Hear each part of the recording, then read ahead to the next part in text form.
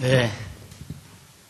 애기들이 나와서 찬양을 아주 잘 부르니까 내가 사회자라면 잘못했다. 우리가 먼저 할 걸. 그랬을 것 같아요. 그래서 조마조마했는데 정말 용남전도의 찬양 딱 부르고 나니까 잘했다 이렇게 또 생각이 들어요. 네, 찬송 참 좋았습니다. 몇 장입니까? 511장 합창 한번 하고 있어요. 네? 15장? 19장? 10. 네.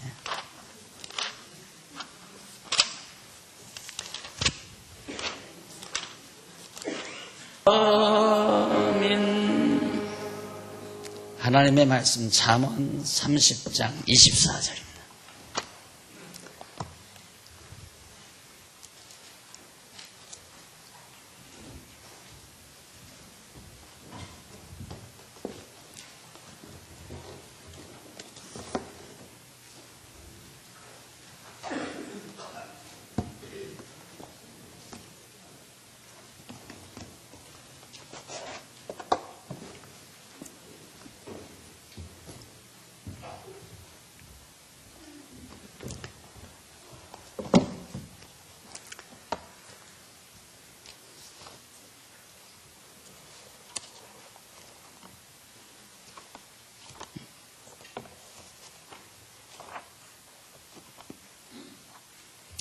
잠언 30장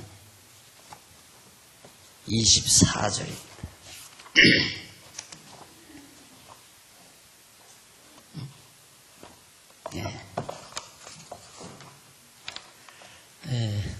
교재 가지신 분들은 12권, 9권입니다. 9권 4404페이지. 30장 24절. 땅에 작고도 가장 지혜로운 것 넷이 있나니 곧 힘이 없는 종류로되 먹을 것을 여름에 예비하는 개미와 약한 종류로되 집을 바위 사이에 짓는 사반과 임군이 없으되 다 때를 지어 나아가는 메뚜기와 손에 잡힐만 하여도 왕궁에 있는 도마뱀이니라. 잘 걸으며 위풍 있게 다니는 것 서너시 있나니 곧 짐승 중에 가장 강하여 아무 짐승 앞에서도 물러가지 아니하는 사자와. 우선 30절까지 30장 24절로부터 33절까지는 지혜롭게 행하여 왕의 꾸짖음을 듣지 말 것을 가르쳐주는 내용입니다. 지혜롭게 행하면 왕이 꾸지람을 하지 않는다. 그래서 꾸지람을 듣지 않는다라는 얘기입니다.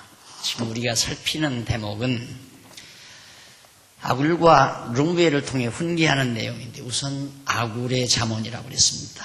아굴의 잠언으로 훈계하는 내용 중에 지금 마지막 30절로부터 30장 24절로 33절인데 아굴이 그렇게 가르치는 거예요. 지혜롭게 행해서 왕의 꾸지람을 듣지 말 것을 가르쳐줍니다.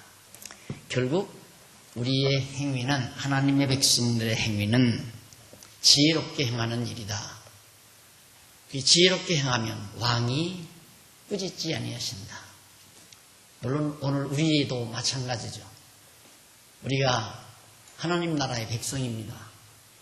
하나님 나라의 백성인데 우리가 지혜롭게 행하면 왕 대신 예수 그리스도의 책망을 듣지 않고 살아갈 수 있는 거죠. 그래서 지혜롭게 생각한다는 말이 지난주에 제가 말씀드렸습니다. 어떻게 하는 게 지혜롭게 생각하는가? 내 중심, 인간 중심으로 생각하면 지혜롭게 생각하지 않는 것이고요. 하나님 중심으로 생각하면 지혜롭게 생각하는 거고요.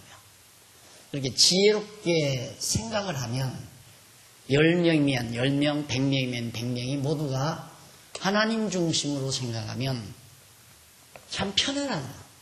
마음이 하나 되고 뜻이 하나 되고 생각이 하나가 됩니다. 그러나 사람 중심으로 생각하면 100명이 100명의 이론이 나와요. 다 각자 자기 중심으로 생각하니까 10명이면 10명의 이론이 나와요. 이렇게 하면 내게 해롭다. 저 사람에게는 좋을지 모르지만 내게는 해롭다. 그러니까 10명이면 다 각자 자기 중심으로 생각하면 10가지 이론이 나와서 시끄럽습니다. 그래서 이 교회가 사람의 왕국이 아니라 그리스도의 왕국이거든요. 그리스도의 왕국이기 때문에 왕 대신 그리스도에게 책망받지 않는 그런 교회로 지어져 가는 데는 너나 할 것 없이 내 중심으로 생각하지 말고 하나님 중심으로 여호와 경외하는 하나님 중심으로 생각하면 예수님이 책망할 일이 없죠. 왕이 왜 책망을 하겠습니까? 지혜롭게 생각지 않으면 왕이 책망하게 된다. 솔로몬은 북으로 나라를 갈라가지고 간 여로보암에 대해서 많은 경계심을 불러일으켰습니다. 아들 르호보암에게. 왜? 여로보암은 하나님 뜻을 생각하는 것이 아니라 자기의 명예와 영단, 자기의 유익을 생각을 했습니다. 나도 솔로몬 밑에서 부하 노릇만 하니까, 신하 노릇만 하니까 열받았다. 나도 찬스만 오면 임금으로 왕으로서 한번 살아보고 싶다. 그렇게 해서 결국 북왕조를 만들어낸 거거든요. 그게 바로 책망의 대상이었습니다. 우선 당장은 성공했죠. 11지파라고 하는, 10지파 반이라고 하는 대다수의 사람들을 이끌고 나가서 다윗 왕가를 이어가지 않는 별다른 왕가 북이스라엘 왕조를 세우고 말았습니다. 지혜롭게 행한 것이 아니라 미련하게 어리석게 행한 거죠. 결국은 하나님의 책망을 듣는 그런 왕이 되고 말았습니다. 오늘 한 가정을 다스리는 것도 마찬가지입니다. 과거 유교시대에는 소위 부모가, 더구나 또 남자 아버지가 호주라 해서 가족을 다 억압하고 짓누르고 다 날 따르라, 내 부모를 따르라. 그래서 부모를 순종하고 따르고 그의 효자로서 인정받던 그런 시대입니다. 그건 유교적 교훈이죠. 그러나 그리스도인의 가정은 그게 아닙니다. 자녀들이 아버지 따르라, 어머니 따르라가 아니죠. 자녀들도 하나님 여호와 경외하고 부모도 하나님 여호와 경외하며 살 때에 정말 가정이 화목해지고 평안해지고 분쟁이 없고, 그런데 반드시 자기 중심으로 생각하면 가정도 파탄이 일고 서로 갈등이 생기고, 교회도 마찬가지입니다. 교회도. 그래서 글쎄 지난번 총연합회, 여전도회 총연합회도 하고 또 그 전에 남전도회 총연합회도 하고 오늘 한번 둘러보니까 속회들을 하느라고, 그래서 좀 죄송한 얘기지만 방문 앞에 가서 가만히 좀 서봤습니다. 안에서 큰 소리가 나나 안 나나. 한 군데도 큰 소리가 나는 걸 못 들었어요. 아, 진짜 참 다행이다 싶었습니다. 큰 소리 날 이유가 없죠. 큰 소리 날 이유가 없어요. 큰 소리는 항상 내 중심으로 생각할 때 큰 소리가 납니다. 그러니까 하나님께서 평안한 가운데, 시끄러운 가운데 일을 하면 안 돼요. 내가 후배 목사님들이 어떻게 교회를 목회를 해야 좋습니까? 어떤 결정이든지 조용한 가운데서 결정된 것을 해라. 시끄럽게 결정하는 건 하지 말아라. 때를 기다리라. 좀 더 기다려라. 그런 말을 하죠. 정말 지혜롭게 행한다는 것이 어려운 것이 아니라는 것 지난번 확실하게 결론을 내려드렸죠. 여호와 중심으로, 하나님 중심으로 생각해라. 교회 중심, 하나님 중심. 그러면 임시로 볼 때는, 우선에 볼 때는 내가 손해나는 것 같아요. 하나님 중심으로 행하게 되면 내가 손해가 나는 것 같아요. 나부터도 그렇죠. 요즘에 이제 갈등은 없습니다. 갈등은 없는데 나는 정말 진리를 사랑하고 교회를 사랑하고 하나님 사랑한다고 하면서 살지요. 사는데 내 개인적인, 내 개인의 입장, 내 개인의 욕심을 생각하면 호백발 할아버지 될 때까지 그냥 당회장으로 눌러앉아서 다 날 섬겨라, 날 대우해라 하고 살아야 할 것 아닙니까? 그렇죠. 사표하면, 은퇴하면 안 되죠. 은퇴하면 당장 손해죠. 모든 게 손해죠. 그러니까 선배가 그래요. 전화드리면. 안 돼! 절대 하지 마! 은퇴하지 말래, 나더라고요. 어느 선배 목사가. 네, 그건 아니죠. 우선 당장 제일 안타까운 것이 우리 젊은 세대들 참 안타깝고요. 왜? 물론 여러분이 볼 때 내가 아직도 패기가 있고 다 할 것 같아도 안 돼요. 우리 젊은이들하고는 예를 들어 청년부가 어디 수련을 떠났다, 어디 MT를 떠났다 했을 때 따라가서 함께 밤잠도 새고 함께 놀고 함께 행동하며 그래야죠. 나는 호텔에다가 잠자리 딱 정해놓고 시간만 와서 이 성경 이것이다 하고 가르쳐주고 싹 사라지고 그건 아니죠. 그건 이 나이에 해야 돼요. 이 나이에. 만약에 내가 꼭 청년들을 가르치러 간다면 그렇게 가야죠. 가서 그 부근에 깨끗한 호텔 아니면 여관이라도 얻어놓고 젊은이들이야 어디 적당한 데서 뒹굴고 하지만은 나는 그랬다가는 당장 병날 거 아닙니까? 안 된다 이 말이에요. 그런다고 안 되니까 나 안 할란다 그러면 잃는 거죠. 많은 젊은이들이 이때에 배워야 되고 이때에 정말 뭔가 정신세계가 확 눈이 떠야 되는데 안타까운 점이 참 많죠. 물론 보조로서 잠깐 들렸다 오고 이런 거야 가능하지만 그래서 젊은 세대들에 대한 것도 가만 안 할 수 없고 또 장차 이 성경신학을 이끌어갈 많은 인재들을 놓치면 안 되잖아요. 때를 놓치면 안 된다. 그래서 내 개인이 아니라 교회를 생각하고 진리를 생각해서 진리를 사랑하는 마음으로 이것이 하나님의 뜻이니까 하나님 기뻐하시는 일이죠. 나 편안히 먹고 살고 내가 우스갯말로 그래요. 이제 목회할 만한데 무슨 말을 하려고 하냐. 내 중심으로 생각하면 안 된다. 하나님 중심으로 생각해야 한다. 하나님이 원하시는 진정한 기뻐하시는 것이 무엇인지를 깊이 생각하는 것. 이것이 지혜로운 생각이에요.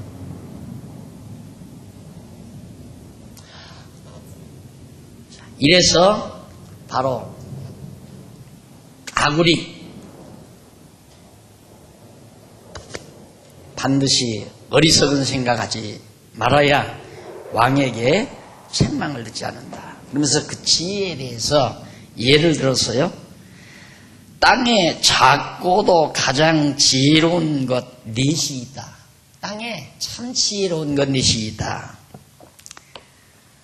근데 그 지혜로운 것 중에 하나가 곧 힘이 없는 종류로 돼 먹을 것을 여름에 예비하는 개입니다. 참 그것들이 어떻게 계절을 아는지 모르죠. 여름에 열심히 물어다가 개미와 배짱이 얘기 들으셨죠? 초등학교 때 다 배웠네. 열심히 물어다가 저장했다가 겨울의 양식을 하는 그 개미의 지혜.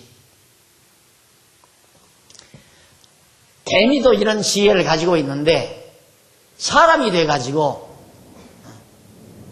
박용기 내가 진리를 깨닫고 성경 신학을 했으니까 내가 죽는 날까지 나 혼자만 하고 후대들을 양성하지 않는다면 내대로 끝나는 거죠.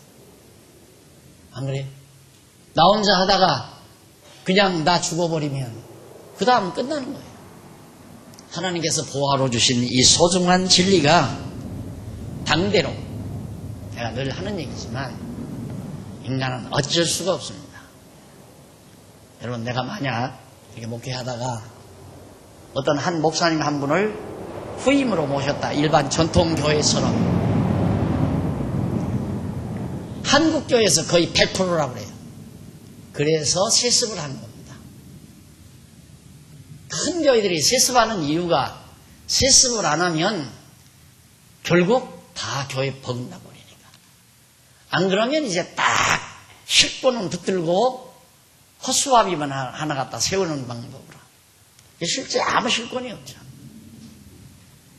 실권은 자기가 다 붙들고. 그런데 우리 교회는 어쨌든 하나님께서 그래도 한 30년 넘게 목회를 진행해 오는 동안 소중하게도 귀한 동역자분들을 하나님이 많이 곁에 있게 해주셨습니다. 이제는 은사 따라 누가 하나 독점해서 거머쥐는 게 아니라 각각 은사 따라서 할 수 있는, 제가 살필 때 그래요. 충분히 그렇게 할 수 있겠다. 은사 따라서. 그게 성경적이거든요. 자기 은사 따라 자기가 해가는 거예요. 그래서 제가 간곡히 늘 부탁드리잖아요. 이건 내가 은사가 아니로구나. 어쩌다가 나는 그걸 명예인 줄 알고 얻어버렸는데, 내가 받았는데, 내가 해보니까 내 은사가 아니다.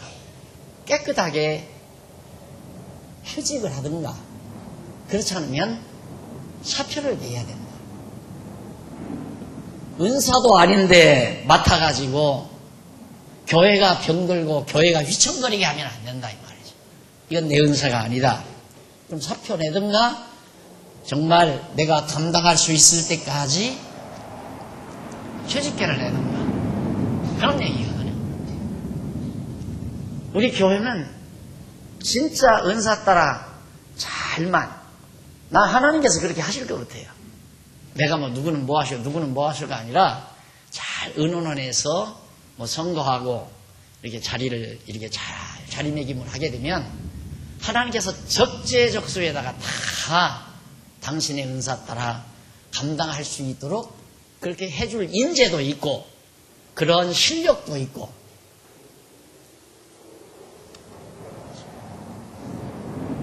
그게 지혜입니다. 그게 지혜. 개미도 놀지 뭐하라 일을 해요. 뜨뜻떠운데 장렬한 태양볕 밑에서 큰 먹이 하나 물고 애쓸 거 뭐 있어요. 어디 가도 오늘 먹을 거 있는데 먹고 배짱이처럼 노래하고 살면 되잖아요. 그런데 안 그런다. 먹이를 물어놔야 그 먹이를 겨울에 먹으면서 봄에 새로운 후대들을 양성할 수 있는 알을 생산해서 다음 후계에 이어줄 수 있는 그런 지혜가 대비에게도 있다, 이 말이죠. 당대에만 보는 그건 어리석은 거죠. 자기 대에만 보는 것, 자기 꽃만 차리는 것, 자기 욕심대로만 하려는 것, 그거 다 지혜롭지 못한 행위라고 말이에요. 또 하나 있습니다. 약한 종류로 된 집을 바위 사이에 짓는 사반. 사반은 토끼 종류 일종이라고 그러죠. 사반이 토끼 종류. 거기 사반은 산 너구리, 죄송해요, 너구리과 너구리로 알려지고 있는데, 약한 동물로서 사는 집을 바위 위에 견고하게 짓는다. 참 지혜죠. 산 중에서 약한 동물은 강한 동물의 답이 돼버리고 말이죠. 그러니까 집을 아무데나 지었다가는 종족이 살아남을 수가 없어요. 그러니까 정말 큰 강한 짐승들이 쉽게 침범할 수 없는 낭떠러지, 바위 낭떠러지 그런 사이에다가 그러니까 큰 강한 짐승들이 침범할 수 없는 바위 틈 그런 데다가 집을 짓고 새끼를 낳아 기른다 이 말이에요. 그런 지혜 있는 샤발. 또 하나는 셋째 번인데 임군이 없지만 다 때를 지어 나아가는 메뚜기. 메뚜기에 임금이 없어요. 벌은 왕벌이라는 게 있습니다. 벌은. 그런데 메뚜기는 왕메뚜기라는 게 없어요. 그런데 때를 지어서 반드시 누가 호령도 안 하는데 메뚜기 떼가 일로로 날아가면 쫙 새까맣게 같은 방향으로 갑니다. 저쪽으로 가면 저쪽 같은 방향으로 또 가고 한때는 이쪽으로 가고 한때는 저쪽으로 가는 법이 없습니다. 메뚜기 떼가. 이걸 우리의 교회 생활과 한번 잘 생각을 해보십시오. 지혜입니다. 함께 가는 거예요. 왕이 없어도. 우리는 왕이 계시잖아요. 예수 그리스도가 우리의 머리시고 왕이 계세요. 왕이 있는데도 어쩌면 교회마다 한쪽은 이리 가고 한쪽은 저리 가고 의견이 분열되고 생각이 분열되고 그래서 교회가 파탄이 나고 지혜가 없어서 그런 거예요. 지혜가 없어. 사람 생각하면 사람 본위로 생각하면 반드시 패거리가 됩니다. 하나님 중심으로 지혜롭게 생각하면 패거리가 없습니다.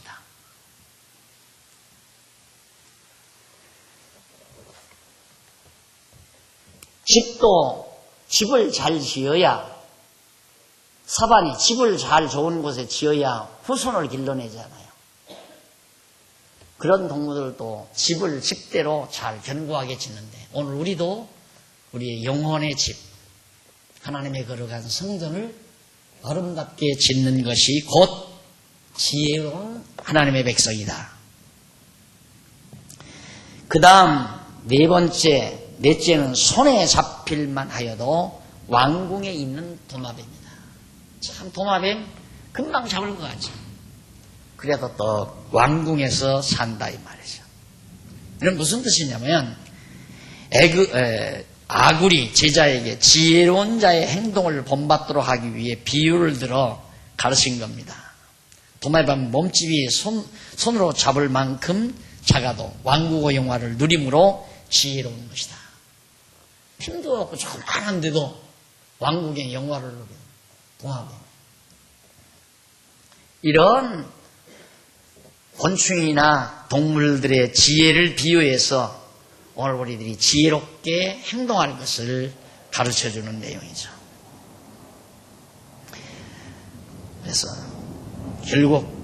결론적으로 말하자면 지혜로운 자는 개미처럼 부지런하고 사반처럼 성을 견고히 하며 메뚜기처럼 흩어지지 않냐고 단결해서 도마뱀처럼 왕궁의 영화를 누리며 사는. 오늘 우리가 정말 지혜롭게만 산다면 하나님 나라 백성으로 신령한 부와 영화를 누리며 살 수 있죠. 풍성하게. 그러나 어리석게 분열하고 서로 싸우고 의견이 분열되고 한마음 한뜻이 안 되고 자기 안일만 추구하고 자기 개인의 영달만 추구한다면 개미가 여름의 양식 준비하지 못하는 것이나 똑같은 형국이 된다. 우리는 과거를 해석할 수 있습니다. 그렇기 때문에 현재를 직시할 수 있고 그래서 내일을 예비하는 겁니다. 한국교회의 내일을 우리는 알고 있습니다. 왜? 과거를 보아서. 또 세계교회의 내일을 알 수 있습니다.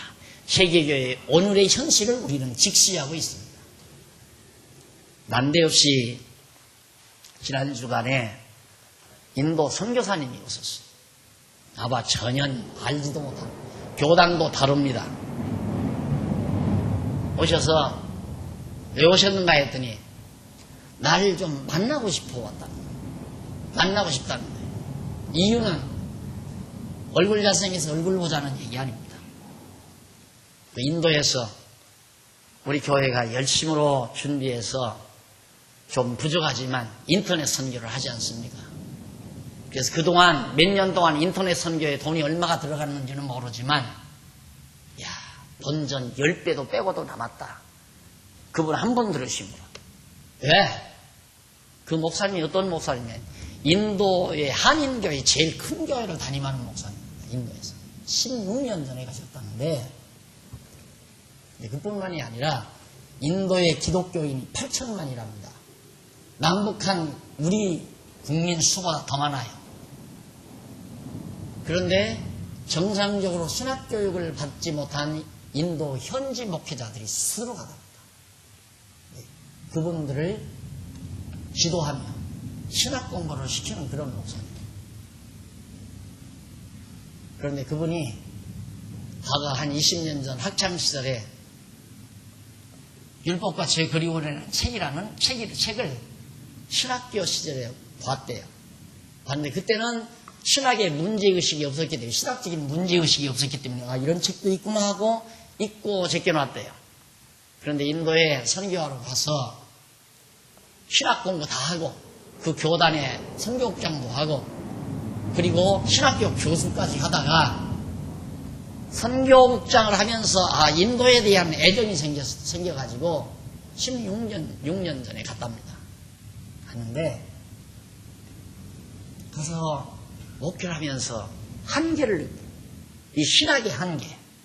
뭔가 찝찝한 것, 문제 정리가 안 된 부분 때문에 갈등을 겪은 차 서재를 정리하다가 20년 전에 보았던 그 책을 다시 꺼내봤대요. 구판을.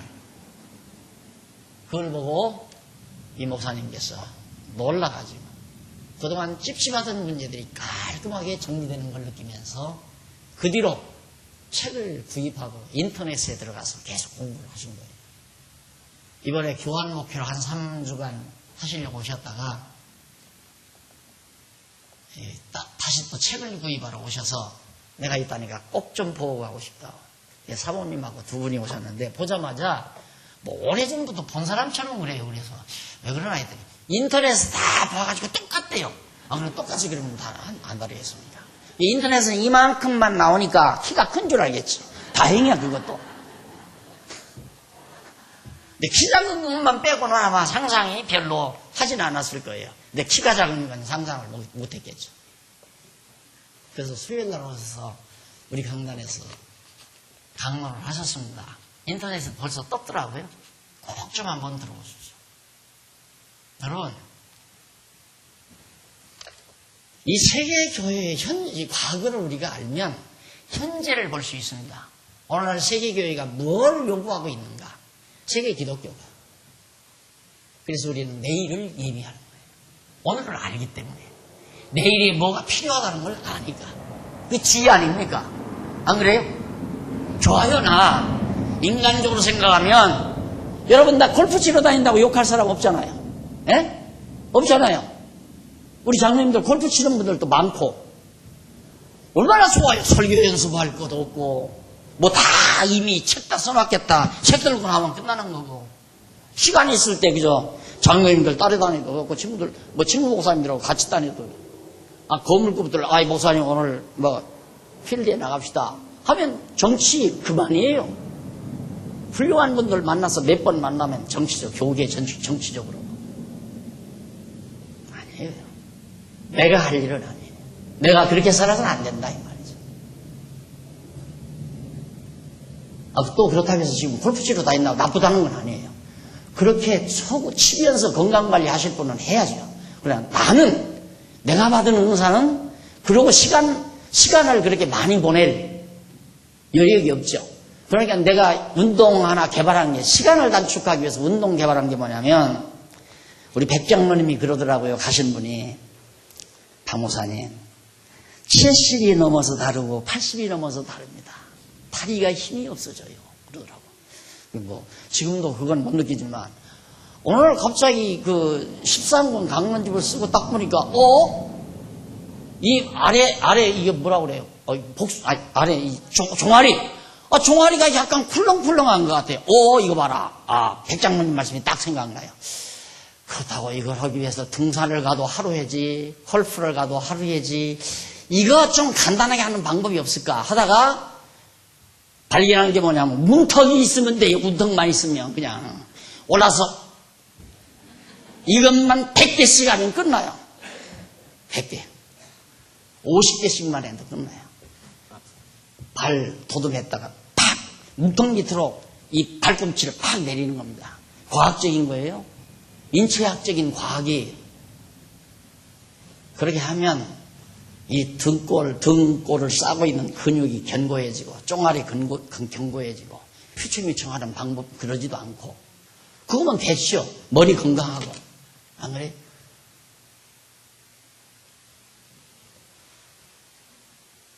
내일을 예비하는 여름에 뜨겁고 먹을 것 풍성하다고 여름에 나무가지에 앉아서 노래나 부르는 배짱이 신세가 아니라 내일에 먹을 것을 먹어야 할 다음 세대들의 양식을 준비하는 것은 오늘 사는 우리의 지혜라고 말해요. 우리 장안중앙교회가 그 사명이 있습니다. 우리 교회의 존재의 의미는 거기에 있습니다. 미래 장차 다가올 세계 기독교를 향해서 우리가 공급해 주어야 될 양식. 요셉이 왜 총리가 된 줄 아세요? 꿈을 꿨는데 이 바보가 꿈을 모르는 거예요. 그럼 요셉이 나가서 꿈 해석했어요. 해석해 줬잖아. 앞으로 7년 동안 흉년이 듭니다. 그리고 풍년이 듭니다. 풍년 뒤에는 반드시 흉년 7년이 옵니다. 그러니까 바로왕이 놀란 거예요. 그러면 어떻게 해야 되느냐? 7년 동안 흉년이 들 때 창고를 여기저기 계속 짓고 저장을 해야 됩니다. 그리고 흉년이 들면 풀어서 백성들에게 먹여야 됩니다. 옳다. 네가 총리 자리에 앉아라. 그래 총리가 된 거예요. 우리 먹기 풍성하다고. 풍성하죠. 시간 제가 1시간씩 또 거기다가 성도대학도 하고 인터넷도 들어가면 있고 책도 다 써놔 있고 먹고 싶으면 얼마든지 먹도록 풍성하죠. 그럼 놀아야 될까요? 나무가지에 앉아서 노래나 부를까요? 낭만이나 즐길까요?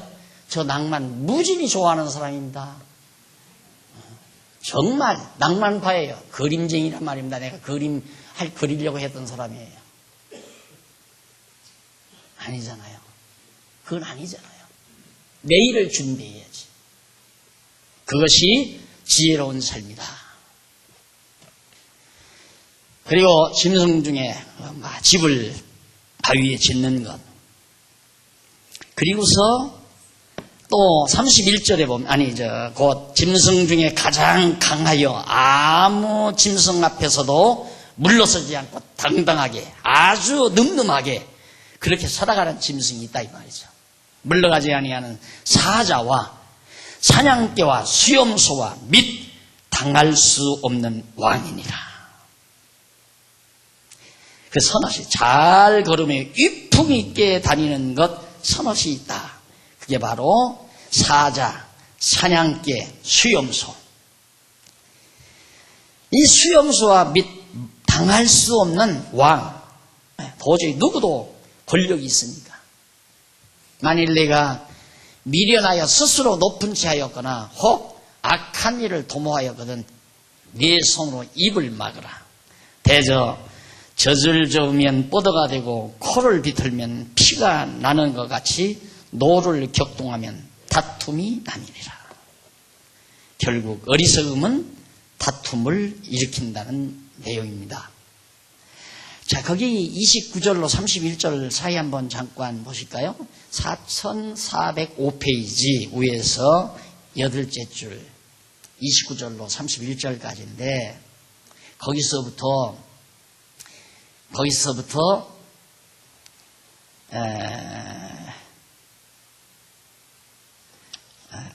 거기 말고요. 밑에서부터 7째 줄, 32절로 33절 우쪽으로 3번째 줄 앞부분에 보면 결국 그러니까 아까 사냥개, 사자, 수염소, 왕을 말하는 겁니다. 그들에 대한 결국인데, 그 32절로 33절 우쪽으로 세 번째 앞부분. 결국 아굴은 제자에게 왕의 위용에 대하여 능하게 걷는 짐승들을 비유해서 가르쳐 주는 것이다. 이렇게 아굴은 제자에게 비유를 들어 나라를 다스리는 왕의 위엄과 용맹에 대해서, 지혜롭지 못하면 이런 위용 있고 용맹 있는 왕에게 책망을 듣게 되는 것이다 하는 얘기죠. 그러면서 32절로 33절 두 절 보면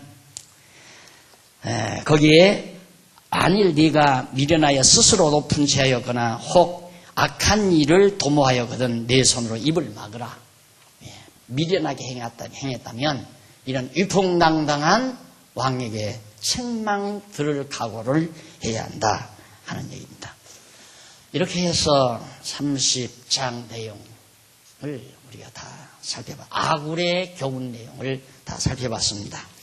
이제 31장 르무엘 왕의 어머니 황후가 아들 르무엘 왕에게 경고해 주는 훈계 내용을 다음 주일부터 우리 살피기로 약속하고 오늘 강의 여기서 마무리하겠습니다. 기도하십시다. 자비하신 아버지 하나님, 은혜와 사랑을 진심으로 감사합니다. 하나님께서 오늘 또 우리에게 귀한 말씀을 허락해 주셔서 곤충이나 짐승만도 못한 어리석은 삶을 살지 않도록 교훈의 말씀을 듣게 하심을 진심으로 감사합니다. 아버지 하나님, 우리 나 자신 중심으로 생각하지 말고 하나님 여호와의 중심으로 생각하고 판단하고 행동하는 슬기로운 종들로서 우리의 만왕의 왕 되신 그리스도에게 책망 듣지 아니하도록 우리를 붙잡아 주시옵소서. 예수님 이름으로 기도드립니다. 아멘.